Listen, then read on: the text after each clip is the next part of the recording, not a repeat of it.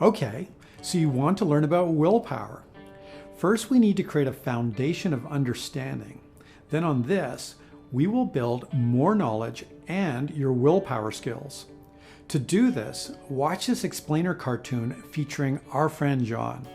After this, you will learn much more, including the 3 most powerful willpower secrets known to science. Ready to learn? Okay, let's go.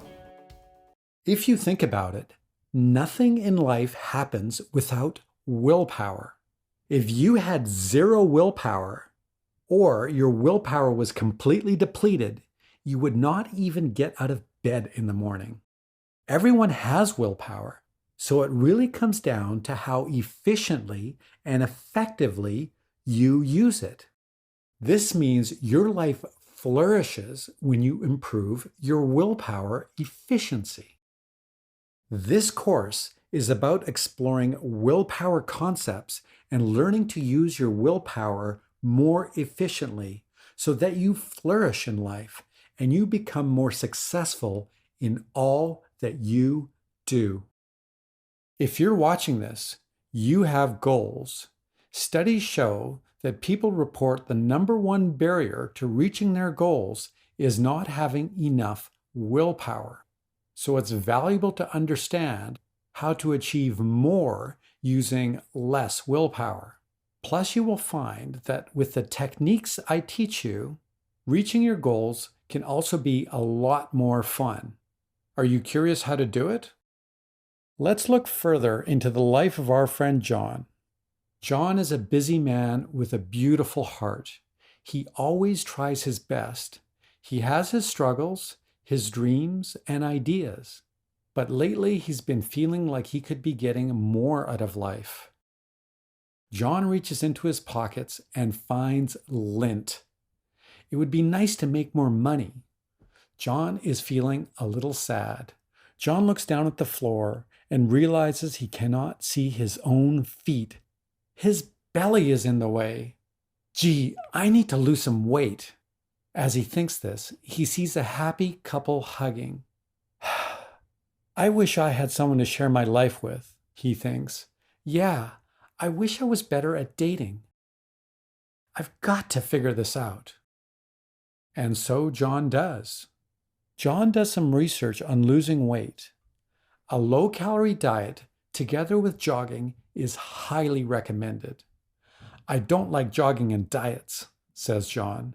But who does? If it means I'm going to see my feet again, I'll do it, and I'll look great. John imagines himself running and buying salads. Great plan, thinks John. John makes plans for his other goals too. Setting daily work targets and an online dating course enter the plan. John's happy. He's going to jog, do a low-calorie diet, set daily work targets, and take a dating course. Have you been through this, or have you seen others do this? Of course, we all have. Let's see how John does. John pumps himself up and tells himself, I've got this. And with that, he gets going. On day 1, his mood is great. He's fully motivated and his energy is his average. John taps into his willpower and he's off to a flying start. As the days go by, as for most people, things begin to change. By day 10, John notices his mood is noticeably worse, and he finds his motivation is lagging, and he finds that he's got way less energy. John is having more trouble doing his daily activities. He pushes on. By day 14, John feels terrible. He's in a bad mood. His motivation tank is empty, and John feels like his energy is depleted. He's had moments where he has caved and eaten things that were not a part of his diet. He's missed a few days jogging. He finds himself working longer hours, but not getting more done. John feels guilty and exhausted. 2 days later, he is totally bummed out. His motivation is broken and his energy is gone. John quits. Statistically, this happens 90% of the time. Only 10% of people manage lasting change with this classic approach. We cannot rely on willpower alone to get us to our goals. We need a different approach. Next, we look at what happened and how to succeed. What is willpower? Simply put, willpower is applying effort to doing something that doesn't come easy. And when something is easy or enjoyable, it doesn't require much willpower, does it? So why did John quit? We have a deep biological urge for comfort. Every time we push ourselves into discomfort, our bodies and minds want to bring us back to a state of feeling good. These urges can be so powerful that they can overpower any other impulse in our bodies and minds. For example, drug addicts frequently risk their lives to get back into a state of comfort that the drugs give them. This happens in both extreme and everyday situations. This is why, despite his best efforts, John was not able to stick to his plan. So what determines our comfort? Quite simply, our comfort is determined by our likes and dislikes. These likes and dislikes are not all hardwired within us.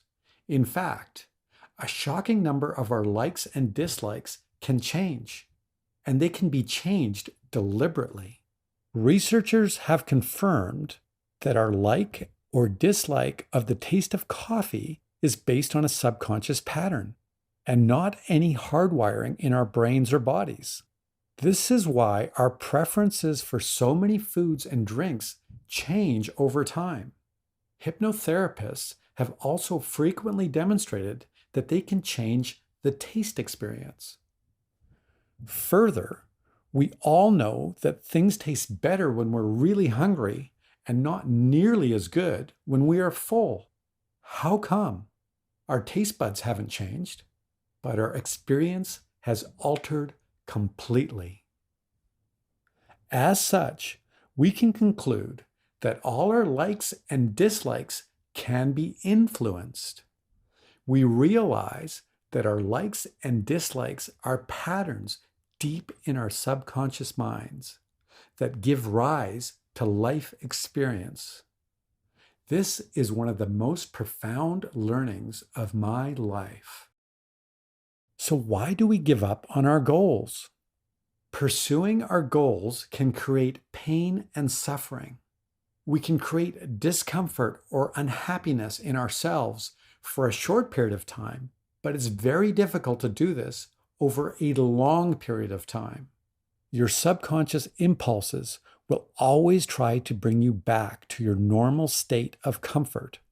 This is why 90% of people fail to make permanent changes in their lives. So let's look into John's mind. If we want to think about how these patterns work, we can imagine these patterns as really opinionated and emotional characters that love to join a tug of war. Any activity that you think about, you're going to have opinions on both sides, to do or not to do the action. And the action only occurs when the pro-action side wins.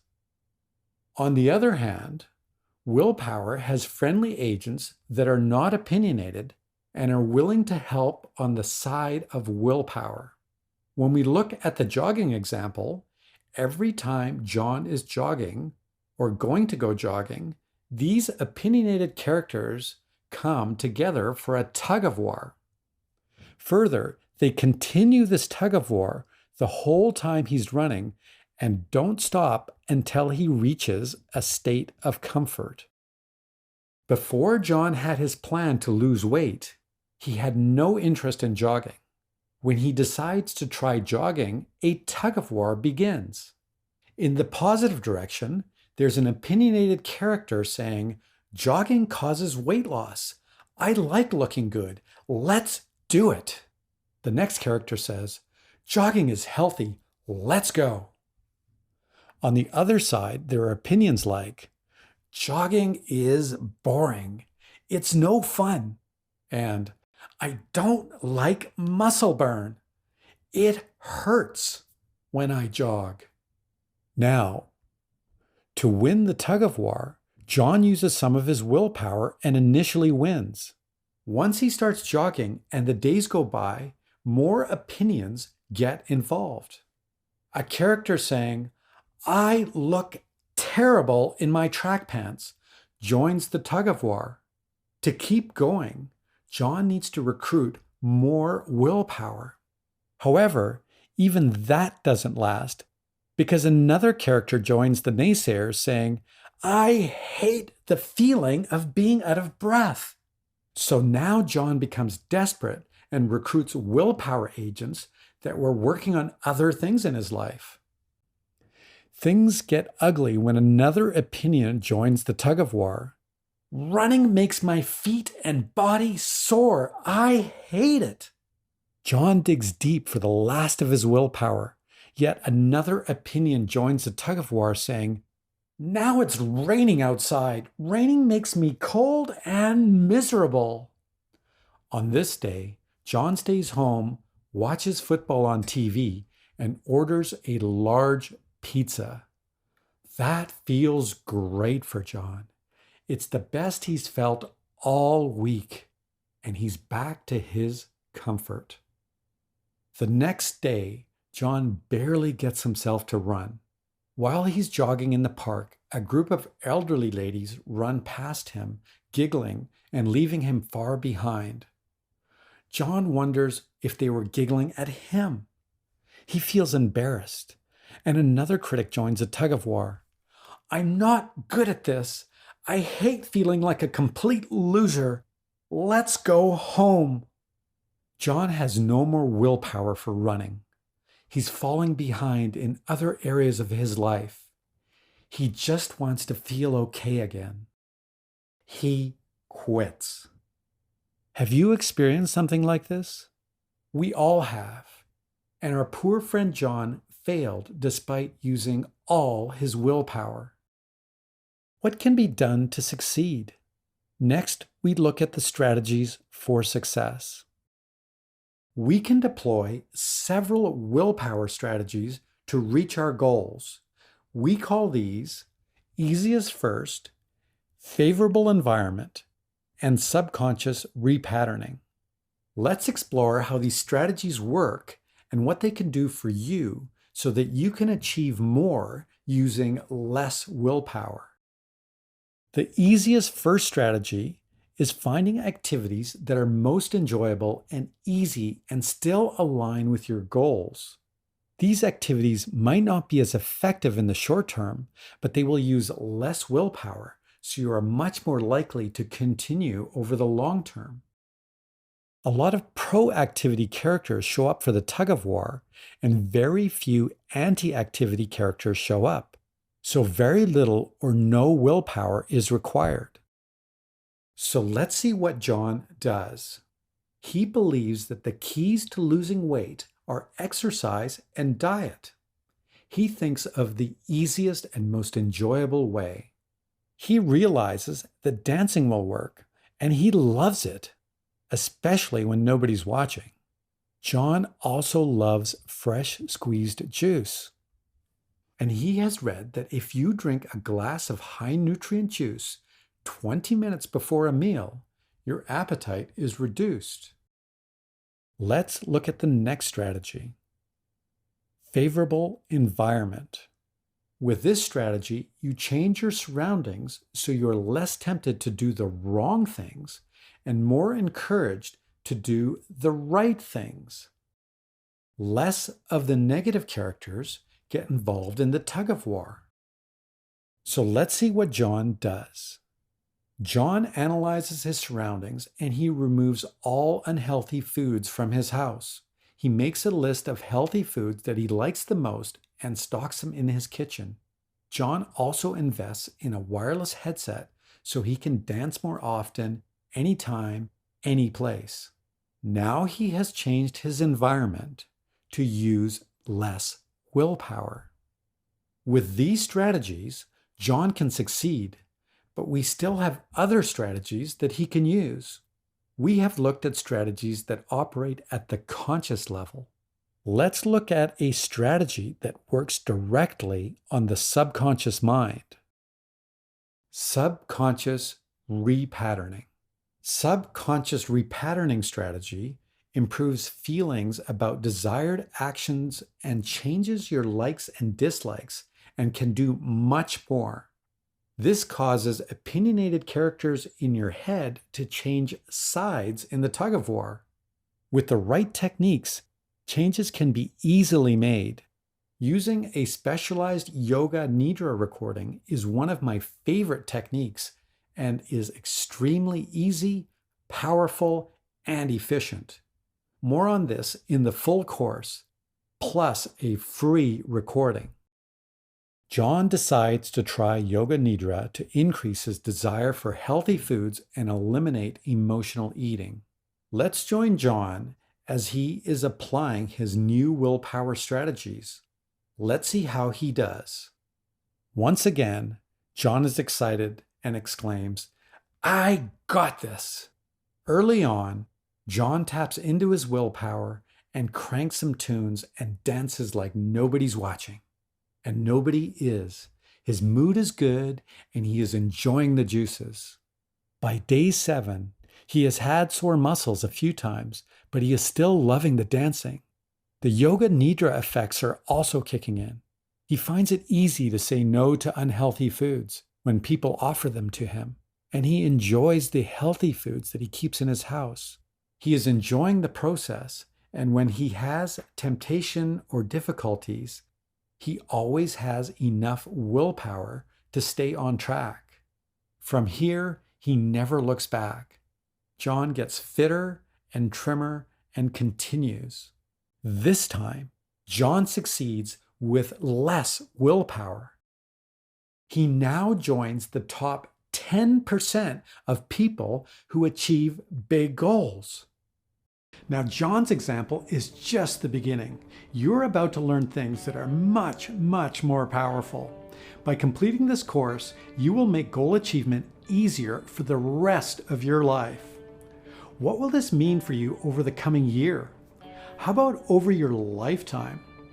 In addition to the secrets, you will get a personal assessment according to each secret, and then willpower boosting strategies through the assignments. With this, you will immediately start to reach your goals with greater confidence, ease, and results. This course is your ticket to end your struggles. Pay particular attention to the willpower efficiency section, because doubling your willpower efficiency has the same effect on your life as doubling the amount of willpower you have, only it's so much easier to do. It's a fascinating and fun experience. So enjoy.